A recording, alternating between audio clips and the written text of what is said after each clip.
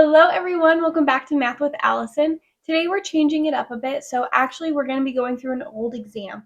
So this is an actual college exam. I got it from one of the professors here at the university I'm a graduate student at. So this is given to students as review for their actual exam, and this is about limits and whatnot. So I have the PDF link down below if you want to go through it first and then look at the solutions after, whatever you want to do with it. If you want to work on it as we go through it in the video, that's also totally okay. But we are just going to go through it together. So let's go ahead and dive into it. So we can see the point breakdown right here. This is very typical of this professor. There's 6 questions, each of them we can see how much they're worth. But let's go ahead and dive into it. So first, starting off, we're going to go with limits. When we have a limit, always our first step is to use direct substitution. So I'll write that out as ds. And when we use direct substitution, we always just plug the limit in. So here I get 2 squared plus 4 all over 2 plus 2. And so here, by using direct substitution first, we get our actual solution, which is a value of 2. So again, for part B here, we're going to go ahead and try direct substitution. When I do that, I get negative 2 squared minus 4 all over negative 2 plus 2. However, this is going to give us an illegal value, right? Because we get 4 minus 4, which is 0 over 0. And this is illegal. So this is not our solution. This is not our limit value.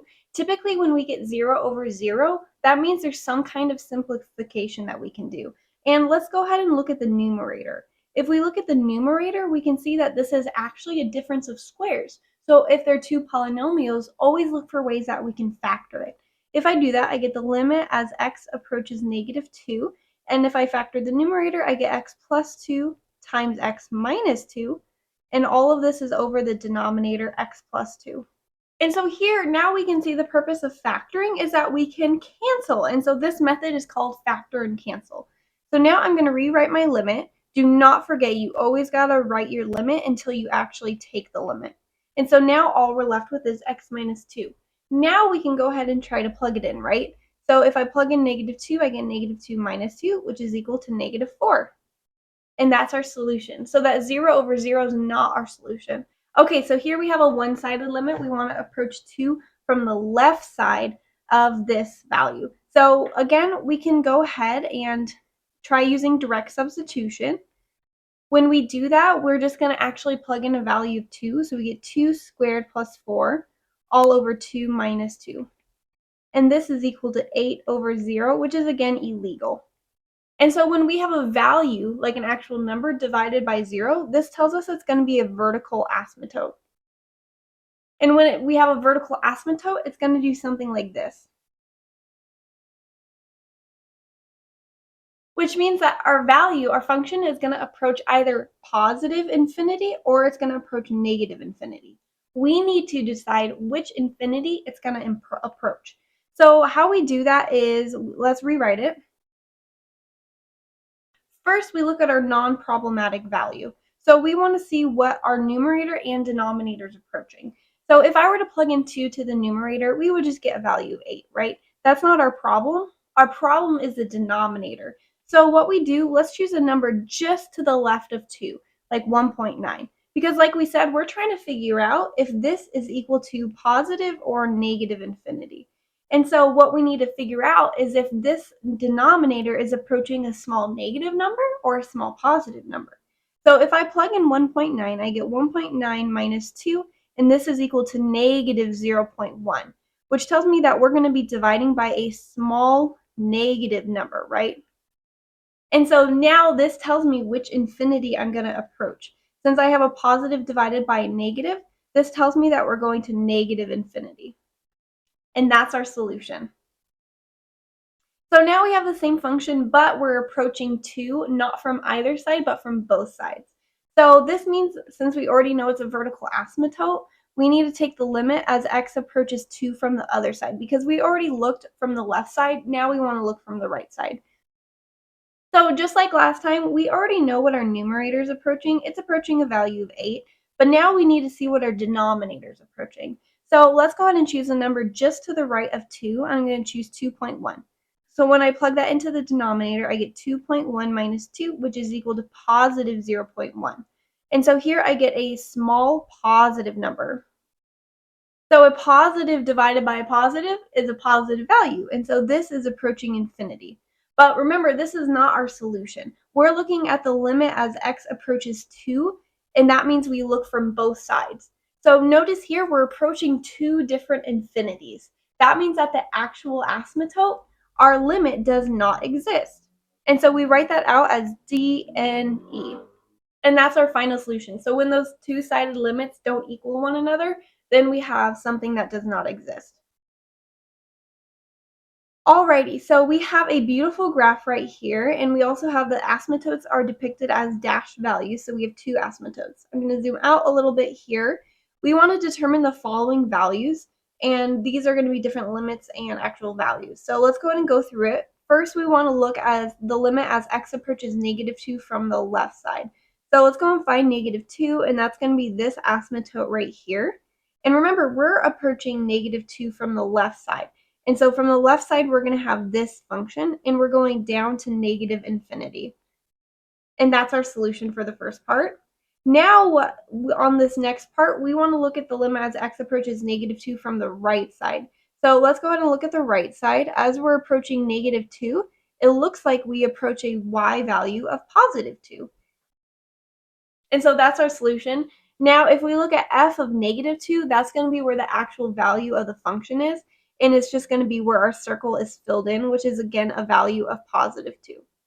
Okay, so now we want to look at the limit as x approaches a +2. So let's go ahead and find +2. We have that is right here. And we're approaching 2 from both sides, right? Because one side is not indicated. So as we approach 2, we approach a y value of -2. And now, however, we want to look at f of -2, and so that's going to be where the function is like actually filled in, and we can see that it's filled in right here, which is a value of 4. Okay, so now we're going to look at an x value of 6, so let's go ahead and find that on our graph right about here. And so this is going to be equal to f of 6, which we can see is this value filled in right here, which is a value of 2. And we want to subtract the limit as x approaches 6 from both sides. So if we approach 6 from both sides, we're also approaching a value of 2. So this is going to be equal to 2 minus 2, which is 0. And we can fill that in. And then we have one more. We want to take the limit as x approaches infinity. So infinity is going to be going off this way. And let's go ahead and look at what our function is doing. And it's approaching the horizontal asymptote, and that's going to be at a value of 1. And so finally, for our last value, we have a value of 1. Okay, let's go ahead and move on to number 3. We can zoom in again. So this is with average and instantaneous velocity. Suppose an object's position function is s of t equals t squared. Let's go ahead and compute the average velocity as t ranges from 1 to 5. So if we remember the formula for our average velocity, so b and a represent the intervals, and so in our case, a is going to be 1 because that's our starting time, and then b is going to be 5 because that's our ending time. So if I plug that in, we take s of 5 minus s of 1 all over 5 minus 1. And then we can go ahead and plug that into our function, right? And so here I get 5 squared minus 1 squared, and all of this is going to be over 5 minus 1, which is 4. And so here we get average velocity of 6. So now for these next parts, we're going to go ahead and use this graph that we're given. And we, again, want to find the average velocity from t equals 0 to t equals 6. So let's go ahead and find that on our graph. We have t equals 0, and we have t equals 6. And so, again, for average velocity, it's just like change in y over change in x. When we fill that in, I'm going to take my corresponding y value. So I have a value of 4 and a value of -2. So I have 4 minus -2. And then in the new denominator, we subtract the corresponding t values. And so that's going to be 6 and 0. Here we get 4 plus 2, which is 6, divided by 6, and this is equal to 1. And so our average velocity is going to be given over time. And so we can see that we're working with that linear function, right, that goes all the way across. And it crosses through the 2 points we're finding the average velocity of. Now, this is a bit different from instantaneous velocity. And so here we want to find the instantaneous velocity at t equals 4, which is going to be this point right here. And so the instantaneous velocity is the slope of the tangent line at that specific point. And so we're trying to find the slope of this line. So in order to do that, we could either zoom in on the picture and we can look at the slope. So if I fill in some points right here, I go up 2 and I go over 1. And if I keep doing that, right, I have a point right here, I go up 2 over 1. I can keep going up 2 over 1. And I see that I have an instantaneous velocity of 2. If you wanted to show more work than that, you could talk about we're finding the slope. And that shows that you know where that number came from. You could also plug it in, and so you could choose 2 points on the graph here. So for example, you could choose this point right here, and you can fill this in. So this is equal to t equals 3, and s of t equals 4. And you could use that as a second point, and you can plug out that change in y or change in x. But also just finding the slope is great. So at what value of t is the instantaneous velocity equal to 0? So like we talked about, the instantaneous velocity is going to be the slope of all the tangent lines. And so we want to find a slope of 0, aka the tangent line is horizontal. So just looking at our actual graph, there's going to be one point where a tangent line is horizontal, and it's going to be on the flat part of the quadratic function. So this means I have a t time of 2. If you want to give more reasoning, you could say the tangent line. I would say that's good enough reason. We know what's going on in your head. Okay, let's move on to the next question. So suppose f is continuous at 5 and f of 5 equals 2. We want to go ahead and evaluate this limit. So let me go ahead and rewrite it. First, we can use some limit rules. So the first limit rule is that we can distribute a limit across pluses and minuses. Another rule is that we can bring out scalar multiples, so I can bring that 3 out of the limit. Our next step is to evaluate the actual limits, and so since f is continuous and f of 5 equals 2, we know the limit as x approaches 5 of f of x is going to equal 2. And then the limit of a constant is just going to be equal to that constant. And so this is equal to 6 plus 2, which is 8. For part B, we want to find the value of c where the function is continuous at x equals 1. So in order for it to be continuous, we want those limits to equal one another. So we want the limit as x approaches 1. And I chose 1 because that's what we're looking at here. We want the limit as x approaches 1 of both parts of the function to be equal to one another. So now we can go ahead and use factor and cancel because I know these x minus 1's divide out. So here I get the limit as x approaches 1 of x plus 2 needs to be equal to, and now again we can use that constant rule. So when we take the limit of the constant, it's just equal to the constant. So now we can go ahead and plug in this limit. So I get 1 plus 2, which is equal to 3, is equal to c. And so we get our c value needs to be 3. On what interval is f of x equals 4 minus x squared continuous? So here we need to think about what are the illegal values. We cannot take the square root of a negative number, which requires 4 minus x squared to be greater than or equal to 0. We can take the square root of 0 because the square root of 0 is just 0. So now we want to go ahead and solve for x. So I'm going to add x squared to both sides. Now we can go ahead and take the square root of both sides. So this gives me 2 values, right? X needs to be less than or equal to 2, but x has to be greater than or equal to negative 2, right? And so this tells me that the interval that the function is continuous is from negative 2 to positive 2. Okay, so we have one more. Explain why the discontinuity at x equals 1 for the function, which is a piecewise function, is not a removable discontinuity. So a little reminder on what a removable discontinuity looks like. It's where a function has a little hole in it. And so we need to talk about why this is not a removable discontinuity. So let's go ahead and look at the limit as x approaches 1 from both sides. So if we start with the left side, we need to work when x is less than 1, right? Because we're approaching from the left. So here we plug in a value of 1 minus x. Using direct substitution, we get 1 minus 1, which is equal to 0. Now let's go ahead and take the limit as x approaches from the right side. And remember, this needs to be when x is greater than or equal to 1, so we can plug in values on the right side. So this, we're going to plug it into x, and using direct substitution, we just get a value of 1. So notice how we are approaching two different values. And I'll go ahead and draw that out.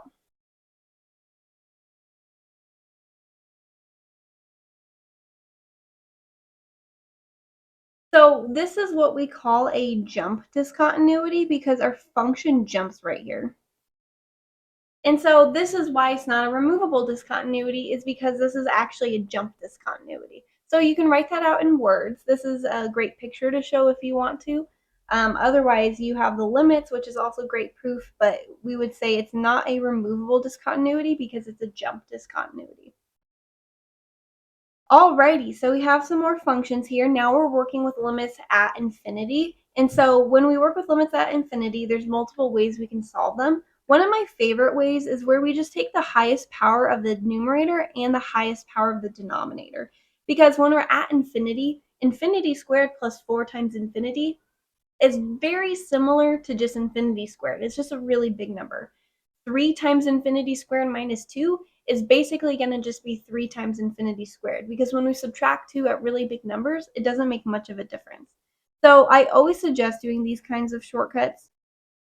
Our next step is to simplify. So as we can see here, these x squareds are going to cancel out, and I'm left with the limit as x approaches negative infinity of 1 over 3.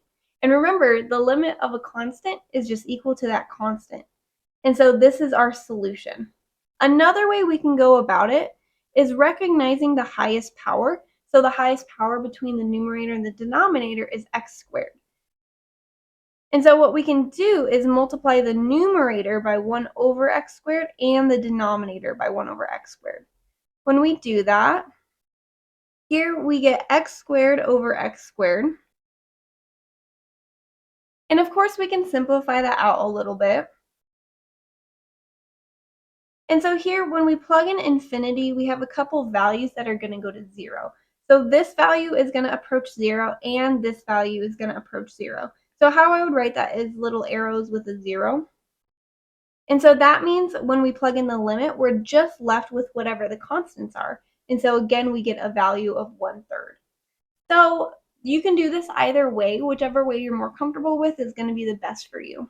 So now moving on with this next problem, again, what I suggest is we take our highest power. So the highest power in the numerator is going to be the square root of 100x to the fourth, and in the denominator is going to be 5x squared. So if we go ahead and simplify that a little bit, I can take the square root in the numerator, and so I get 10 over x to the power of 2 all over 5x squared. So here I can simplify that, right? That simplifies just to the value of 2. And again, when we take the limit of a constant, it's just equal to that constant. And so here we get a value of 2. So this next one is going to be nice direct substitution. And I know on this last term right here, I'll highlight it, minus 1 over x to the fourth. When I plug in negative infinity, this is just going to go to 0.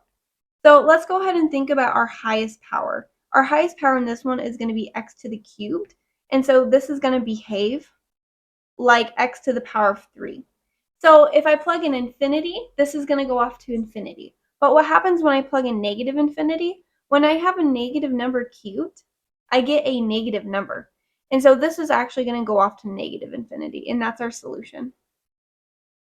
Alrighty, so we have one more part in this one. We have the limit as x approaches negative infinity of e to the x minus e to the negative x all over 2.